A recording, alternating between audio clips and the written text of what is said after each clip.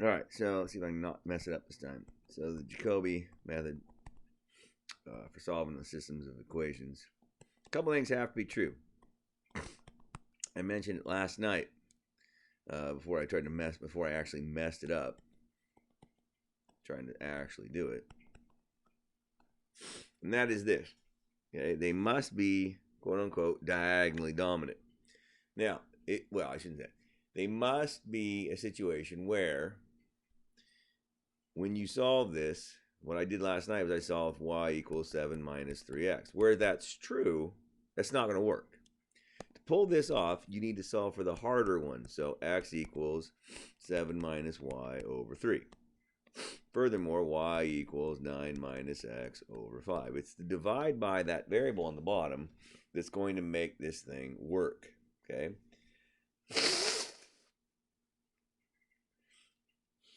Now, what's going to end up happening is, because if you look at the slopes here, or the rate of change, you've got y over 3. Okay? That's going to be less than 1, and then x over 5 is also less than 1. In that situation, this will work. Okay? This will converge. Now, we'll do a couple other examples here in a minute. This one is the classic, what we call diagonally dominant. That is, 3 is bigger than everybody else in his row. That's 5 is bigger than everybody else in his row. They're the ones on the diagonal, diagonally dominant. Goodness sakes. Now, again, this can work starting from wherever you want to start from. Okay, so you could just easily start from 0, 0 as anywhere else, if that makes you happy. It doesn't have to be on the line. The thing that I was messing up when I started this last night quickly, without preparing, which is sad, is because I didn't solve for x and y's appropriately. This would be my initial values.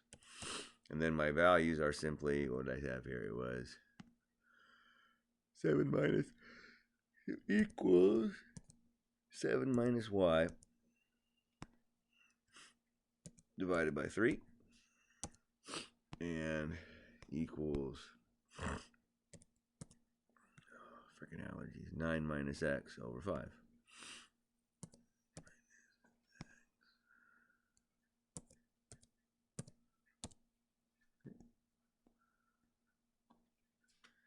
Whoa. Hey, it converged, Jay. It sure did. What do you mean it converged? It means that they quit changing. You see that? It basically quit changing. Let's graph this in Desmos real quick, see where we end up. And so my original functions were 3x plus y is 7. I have to take an intermission to go get an allergy pill. And x plus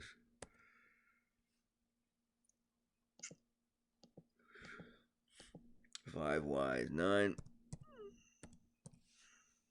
Hey, look what they cross, man. 1.857, 1.429. Bam. Okay, let's do another one. Hey, all right. Now, what you got to remember is you got to solve them this way. If you solve them the other way, you'll get this. Y equals 7 minus 3x.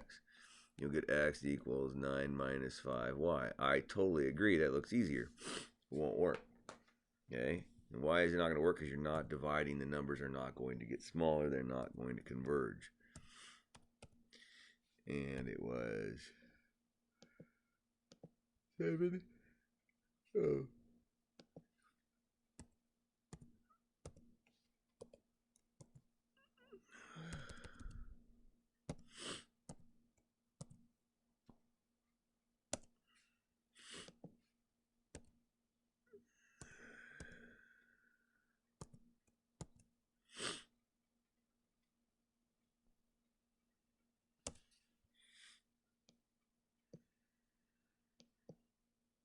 They do not converge. But they don't converge because you're not doing the division problem. Okay? Now, some things to think about this. Okay? Would it work if it was the other way around? In other words, watch this. If I said to you it was, I don't know. Let's change it up here. X equals, and you're like, not x equals, x plus 7y equals 10. And, I don't know, 7x minus y equals 14. Would this one work? You're like, is it diagonally dominant? That is this guy, which is 1, 7, 7, negative 1, is this guy bigger than everybody else in his row? And you're like, oh no, it doesn't work, Jay. Well, just a minute, friends. Is there any reason why I gave you this one first? No. I could just easily have given you this one first. Oh, wait, what? So 14 minus y over 7 is x, and y is 10 minus x over 7. I mean, it works. Let's find out. I'm feeling lazy today, so I'm just going to go ahead and change this. Oops, I can't do it with my pen. I have to actually have my keyboard back.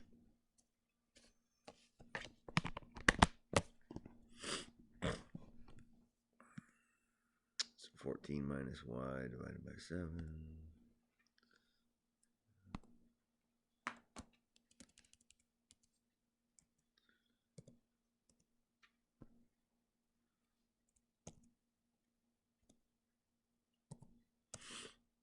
And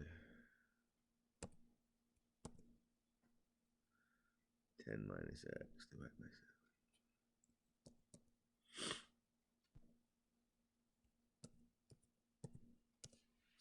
And then remember, in Excel, if you didn't know this already, you have to paste it down, obviously.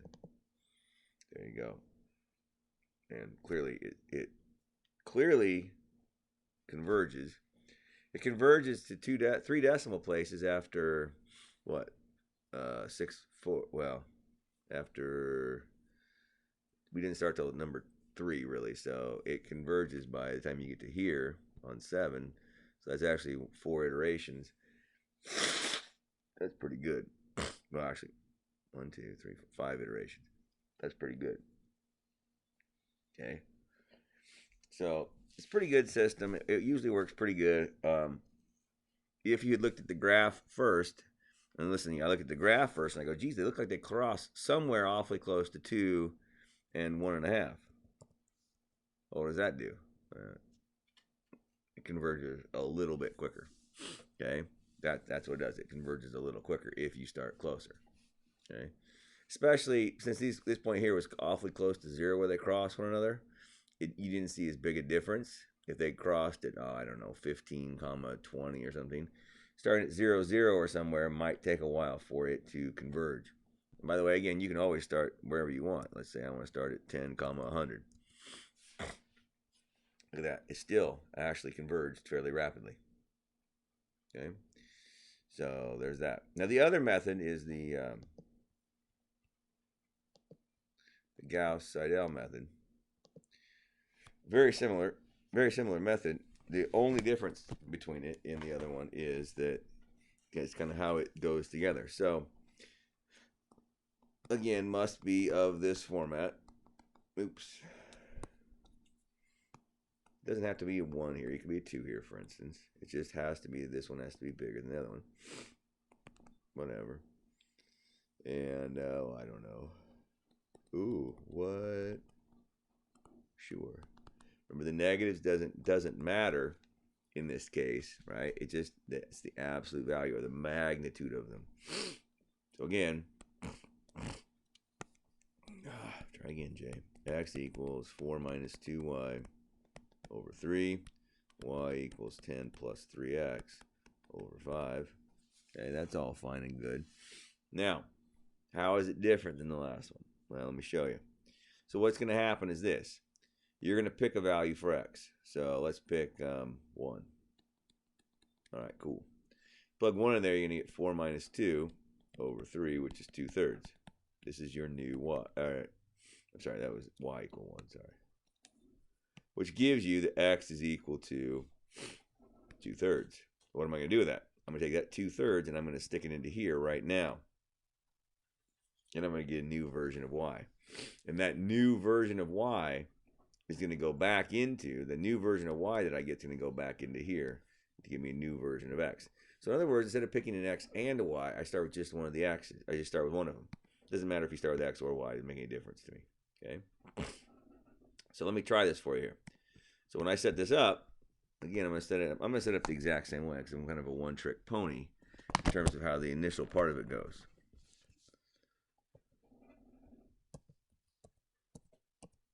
Cool. And then equals parentheses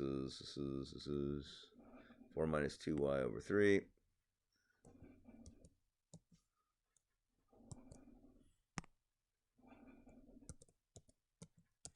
Cool.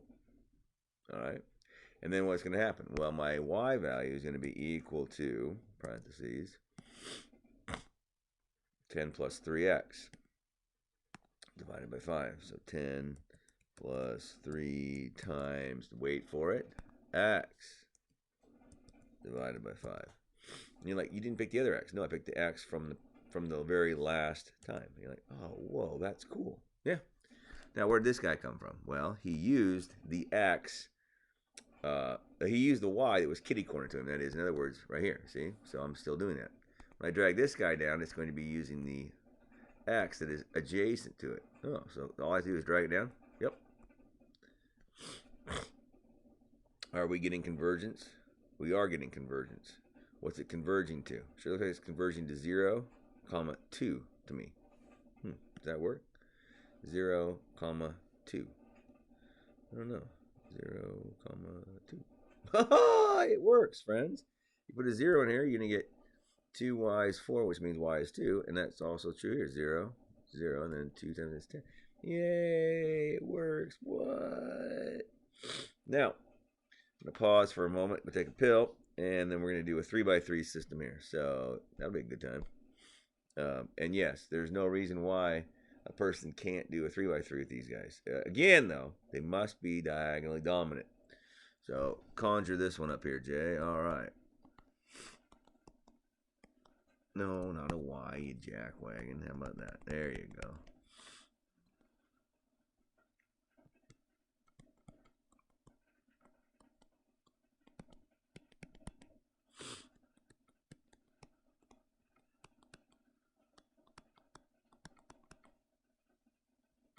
Okay, again, diagonally dominant. 3, right here, is bigger than 1 plus 1. Remember, we just want the absolute values of them, so it's diagonally dominant. 5 is bigger than 1 plus 1. 4 is bigger than 1 plus 2. So this will work, guaranteed to work. Okay, I'll be right back. One moment, please. All right, I know what you're thinking, Jay. This is going to be tough. No, it's not. It's going to be 1 plus y plus z over 3. Hey, that's x. And y is equal to 10 minus x plus z over 5. Sweet.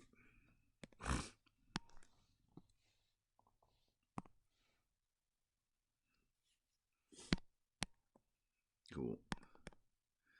I don't understand why that doesn't work. All right, here we go. So again, set it up basically the same way, and we'll see what happens here. So again, I'm going to go with, oh no, what did you do? I don't know, I don't care. Here we go, x, y, no, it's not y, z, there you go. And again, start with an initial value. It doesn't have to be 0. And then equals, parentheses, 1 plus y plus z divided by 3. And then equal 10 minus x minus 2 times what? Wrong one, dummy. Minus x. What is going on? 10 minus x plus z.